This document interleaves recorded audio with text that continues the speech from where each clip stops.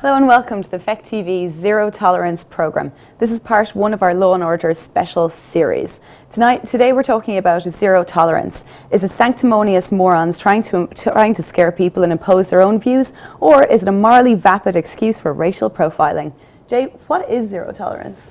Okay, first off, the Oxford English Dictionary definition of zero tolerance. Always a good place to start. I know, it lends credibility to everything, just the word Oxford. Anyway, it's the term for a policy that imposes automatic punishment for infractions of a stated rule with the intention of eliminating undesirable conduct. I know rid of those undesirables. Yeah, the undesirables, yeah. So the basic thing is that it's a crackdown. Instead of there being a case of, sort of like, wagging the finger, and on your way and don't do it again, it just says, you did this, bang, that's it, you're being punished, you're going down.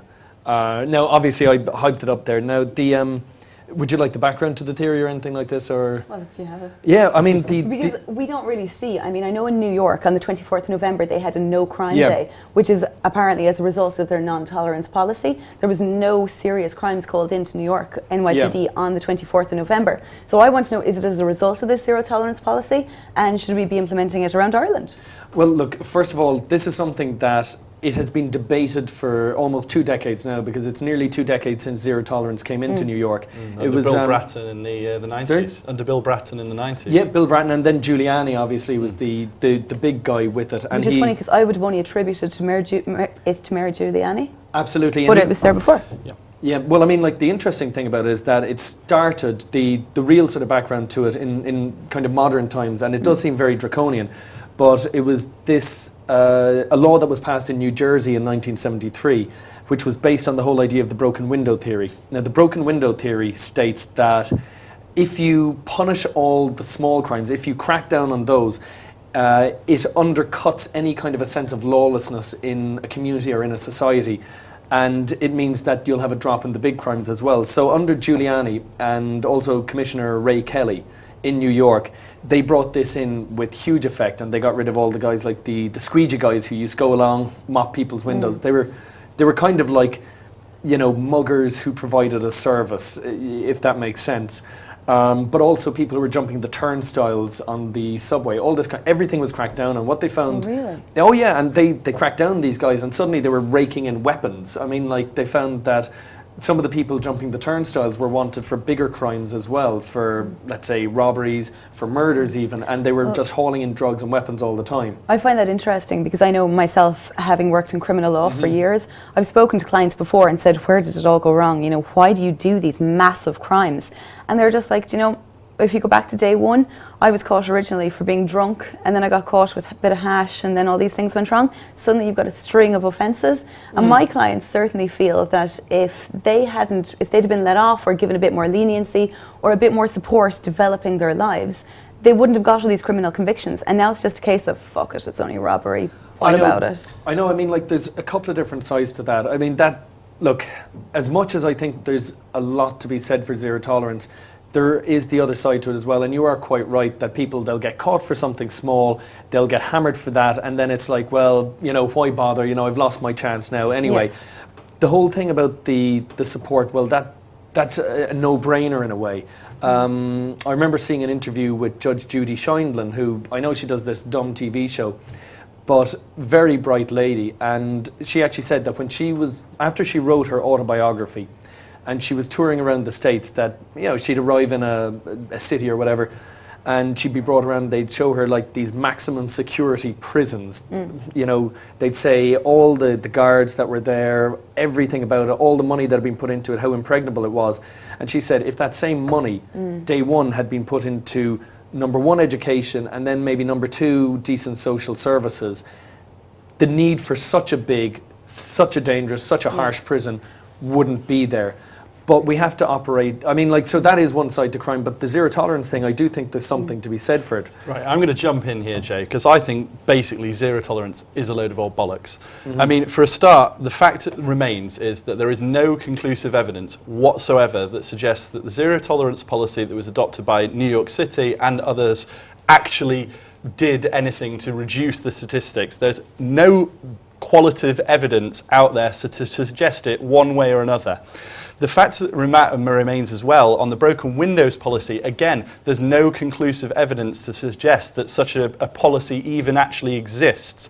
The whole idea of the short, sharp shock and sort of getting people on these minor things and sort of bringing them in.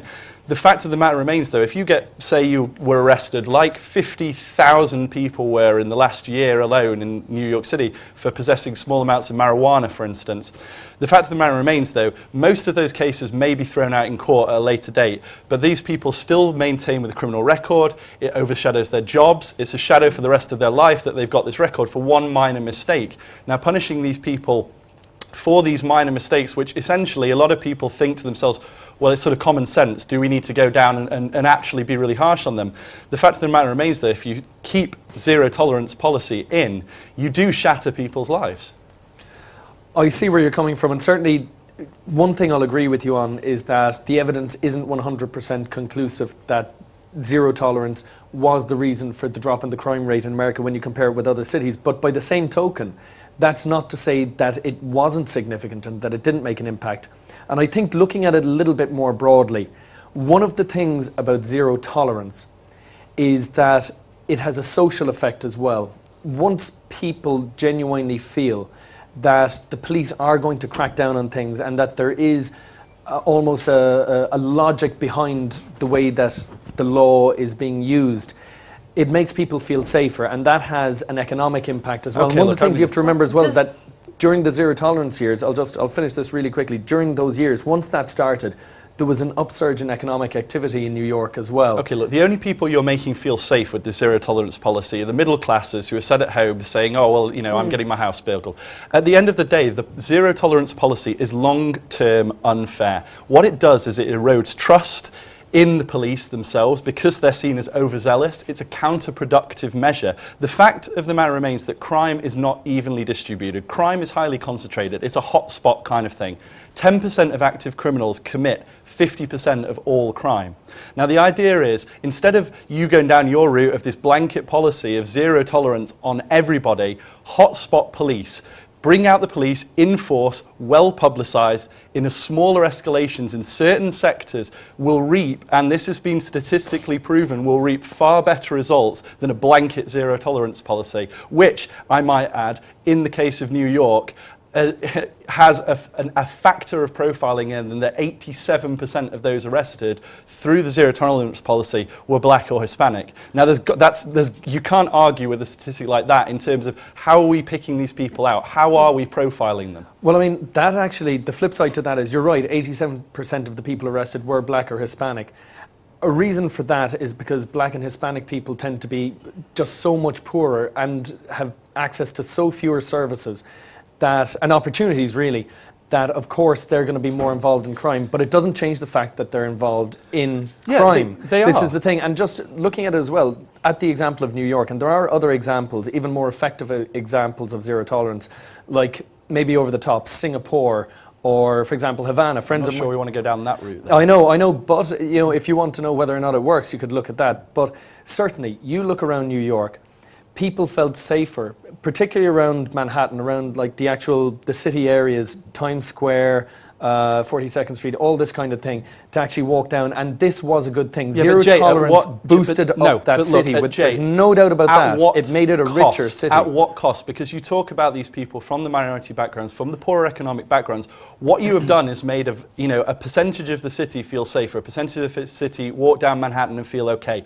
But what you've done is paint the police basically as this overzealous, as this sort of attacking force into people where they're already disenfranchised, they already don't trust the police, they already don't want anything to do with them. You've then cracked down on them even Chris, it's not a perfect policy. There's no doubt about that. It's not perfect, and you're right, some of these things did happen. You know, there's an assumption that zero tolerance means you do something, you get caught, you go to prison.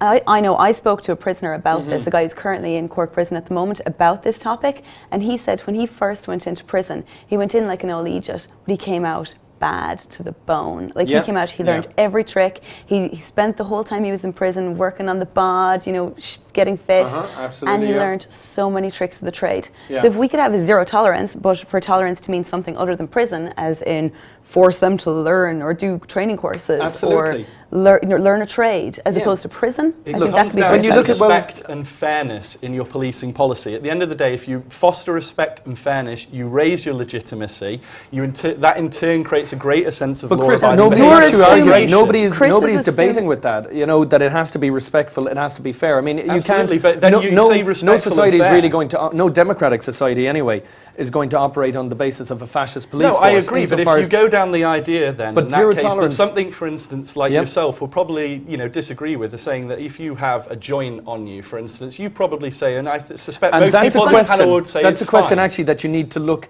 Are some of the laws ridiculous? I mean, if you are going to have something like zero tolerance, is automatically for it to work, because I mean, like, the reality of zero tolerance is that it can never be fully imposed, and that if it is going to work and work properly, it also has to. You have to look at the actual laws that you're enforcing as well. We do have the Probation Act in Ireland, which does say that smaller crimes you can get off for. Basically, the judge can bound you to the peace or something like this. Yep. So that if you were caught in possession of a small amount of drugs, or if you're out drunk and do something stupid one night, they can let you off with it. But it's only for special circumstances, and not every judge will use it. Exactly, and if But you I go down think the blanket way, essentially, you could go out a drunken night out, knock a couple of flower pots over. That's vandalism, criminal damage. You're up in court. You've got a criminal record. Chris, you're sort of coming in as the parent who sort of looks down on the child and says, "I'm disappointed in you. I hope you'll do better." I am. Whereas you're like, "I'm disappointed. I'm going to kick your ass." That's the different governments you're running. Absolutely. Yeah, well, no. I mean, look, one of the things about these particular kind of issues, about any sort of law and order and justice issue, is that on the one hand, it's very emotive, and what it tends to do is turn logic off inside of people's heads. You can say zero tolerance, and then just people's brains malfunction, and they just think of jackboots and black uniforms, and summary executions. That's not the kind of thing we're talking about. I think that it's a very useful part of a policing policy and a justice policy, but only within the context of a very reformed policing and justice policy. We talked one the other that people day. can actually have faith in, so that they know when zero tolerance is being used, when that policy is there, that it's actually it's merited and it's worthy. Almost a little bit self-righteous that we look down and we say zero tolerance. But when we did the 5 stories in 5 minutes a few days ago, we talked about the woman who admitted on the Pat Kenny show that she was going to have to steal to buy food, steal to get even food for her home. That if they cut child benefit and things, which they duly did, she was going to need to go robbing to get food for her home. So do we impose it on her? Do we zero tolerance means on everyone? Jean Valjean example, hard labour for stealing a loaf of bread to feed or your family. Or look, you could even bring it closer to home here in Ireland by saying the Irish example, where people like there was one man, Alexander Pearce was his name, I think in the 1820s, from Cork, and he stole, I think, 2 pairs of shoes and ended up shipped out to Tasmania, and that ended up with him actually cannibalising some other people during an escape attempt because of the brutality. Something about it is that it puts into stark relief a lot of other things about your society. And it was Dostoevsky, I think, who said that if you want to know what's really going on in a society, look in the prisons, look at the way the people are treated, and look at why they're there. And that's a value of it. I think zero tolerance is a good thing, but it's a good thing when it's part of a policy that, on the one hand, is a decent justice system and a decent social system, but on the other hand as well, you have to remember, why do we have police to begin with in the first place? And people seem to think that it's this revenge thing, but it's actually for the functioning of the society and for the functioning of business, which I know sounds very Marxist, but for the functioning of business, so that property rights can be enforced, basically, and also so that people can have the feeling that they can go about and do their business, their actual their commerce, in safety. Chris, I'm loath to agree with him, but you can't argue with the fact that New York City is almost on 1960s murder rates at the moment as a result of this policy. Absolutely not. There is no statistical evidence to prove that the zero tolerance policy itself Chris, quite honestly, this. Look, I have some stats in front of me right now, and I'm going to give them to you here. It's like a stats war in here. here. It is. Well, here are the stats. 1990, in New York, there was 2,245 murders. 2006, there was 596 murders. 2007, 494 Jay, murders. you can Now, shout if you're stats going to at me say all but if you're day going to long, say that zero but you cannot tolerance prove and effective that zero policing, tolerance did that. Yeah, but you can't prove that zero tolerance wasn't a big factor in it as well. Well, you clearly can, because the murder rates dropped in several other large cities across the United States which didn't adopt zero tolerance not to policy that at level. all. Well, guys, I Not don't to that think level I don't think whatsoever. we're ever going to come to a conclusion in this. There's definitely good arguments on either side, but I don't think we're going to work it out today. We'll leave it at that, and we're going to discuss the death penalty in part 2 of the Law and Order series. So join us for that.